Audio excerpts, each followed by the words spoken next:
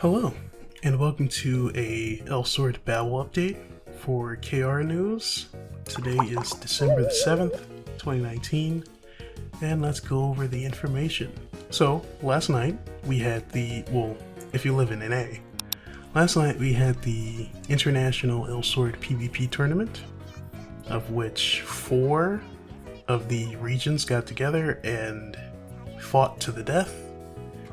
KR, of course, took the tourney by storm, going with a clean track record of, I don't think they lost to anyone during their entire run. It was a complete tear. China got 3rd place and NA got 2nd place. Have some thoughts on that, but for the most part, it was just kind of a given that KR is currently the strongest region at PvP, so realistically, it would have been it would have been more interesting had any other region had taken it besides KR. But you know, home field advantage, a lot of controversy surrounding KR and how they were matchmaking before. So, all in all, that wasn't really the most interesting part. Some neat things happened. God. Oh no!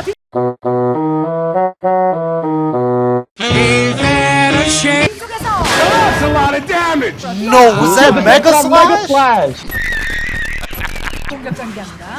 No, we can't lose this. But, all in all, it was really just a prelude to the new update, of course. Last year, the update was Laby, the new character. This time, we're getting an update called Master Classes. Master Classes seem to be a sort of transcendence for 3rd job. At first glance, it may be more significant or less significant. We have yet to really see any of the meat regarding this update because it has come out for a couple weeks, but initial first impressions, I think most people got transcendence 3rd job from Master Classes. So what is Master Classes?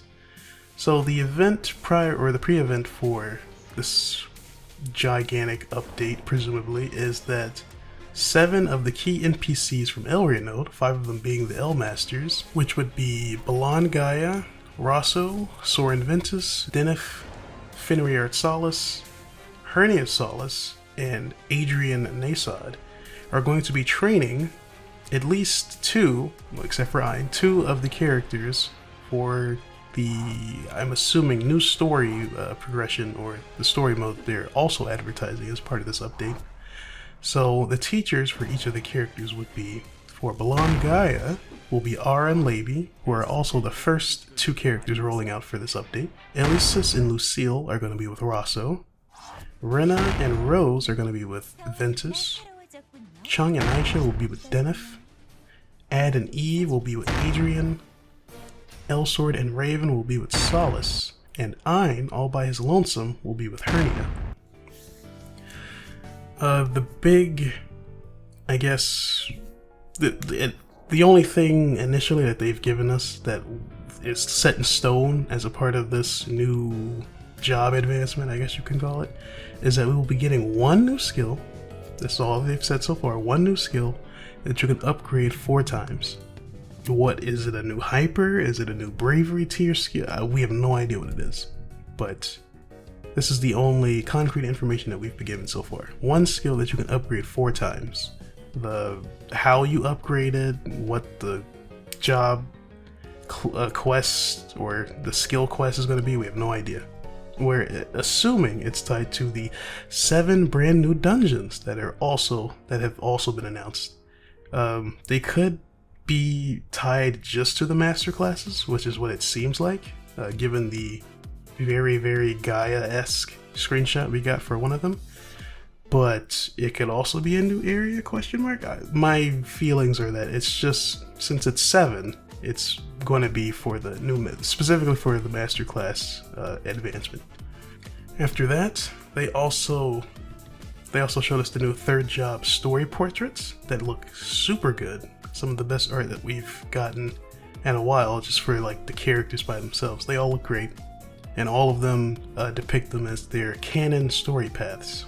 So Night Emperor, Aether Sage, Daybreaker, Rage Hearts, Code Essentia, Comet Crusader, Apsara, Empire Sword, Doombringer, Innocent, Minerva, Bluehin, and Radiant Soul as the canon paths. Then, after that, we also have the artifact system, which we have absolutely no information about. It's just something they announced with the update, so I'm assuming it's gear related.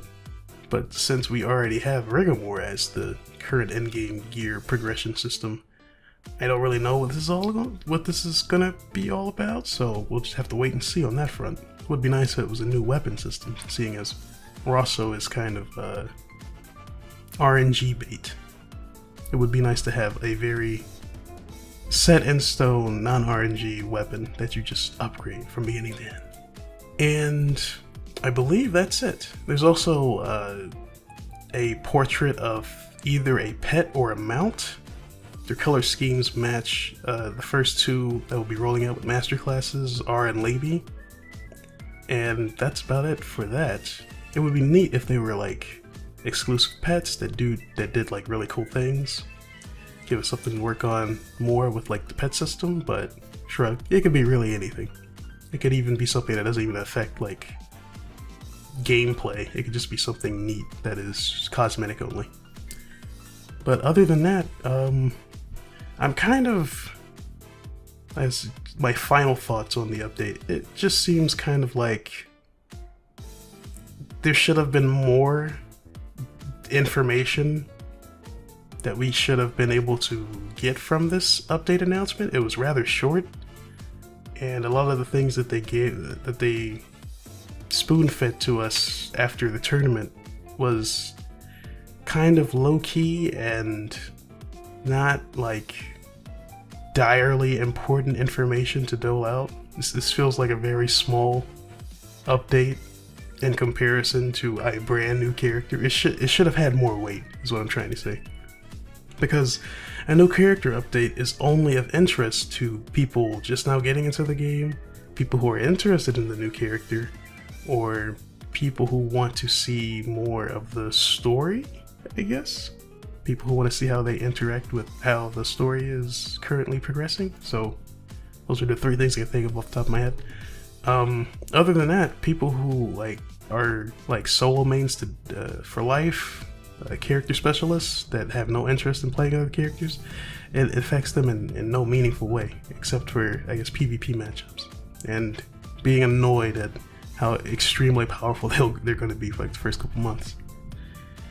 So this new update, we're going to have kind of a similar thing going on where they're staggering the release dates, which I'll have up on screen.